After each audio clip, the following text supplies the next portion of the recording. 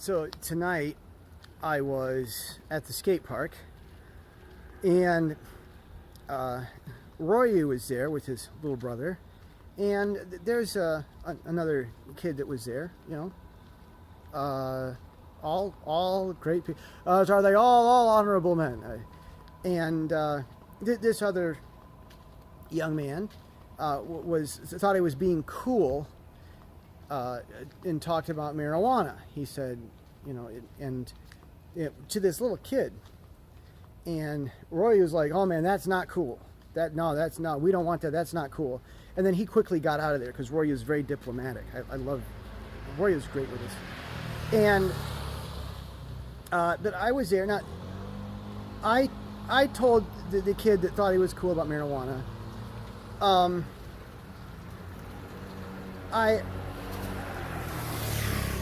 Out of curiosity, I got some background from him, but I'm not gonna. There's nothing. He's just trying to be cool. And I didn't yell at him. I just tried to encourage him, and said, there are two paths in life that we can take, and there's the path of trying to be cool.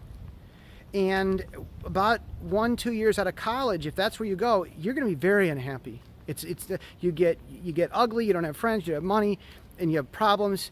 Like, it's not a fun life. But then there's the other life where you're always trying to improve yourself and be your best and learn lots of things and do the right thing. And that really is an awesome life. And I said, that's just you, man. That's the life that you need to live. That's just you. And this guy is that way. He could be an awesome example and stand out because he's got so much talent. And I told him that. Now, the interesting thing was, I had just gotten done talking to this young man about the history of the self-help genre.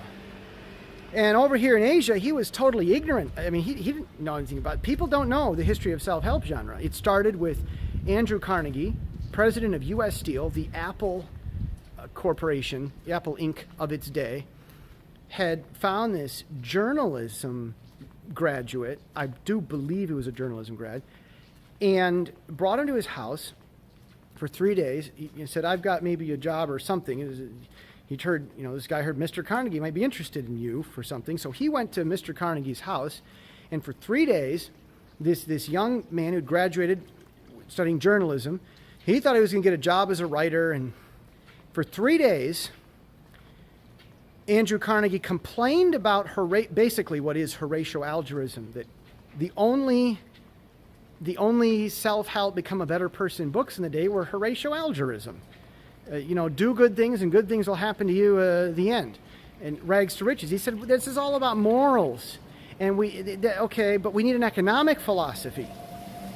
And at the end of the 3 days, Carnegie told this young man just out of journalism school, he said, I'm going to introduce you, I'll write letters of introduction, I'm going to introduce you to very rich and powerful, successful people, and you got to pay your own way, you pay your own, I'm not going to pay you anything, but I will write you letters of introduction.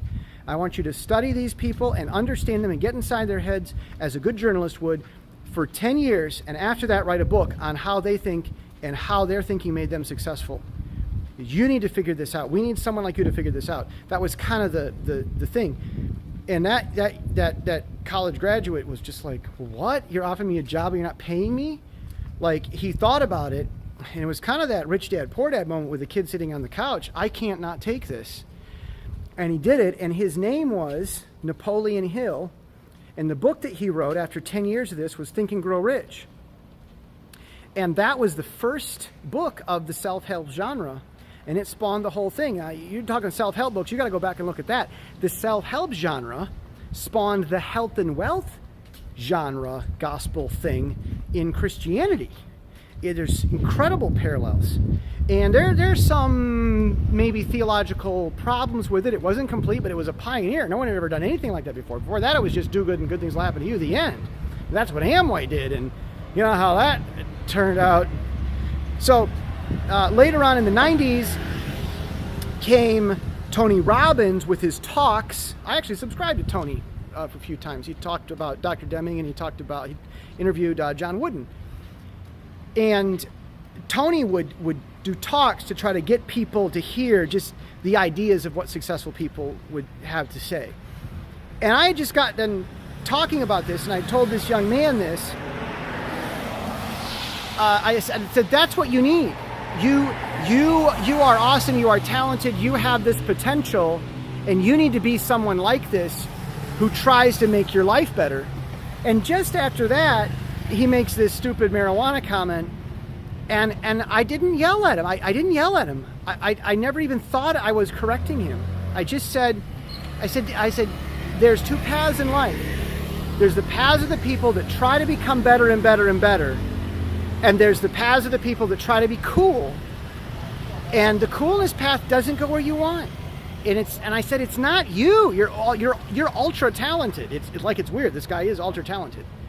And I said, it's just not you. You need to be, like, it's injustice if you don't take that path of trying to become better in every way that you can. That was tonight.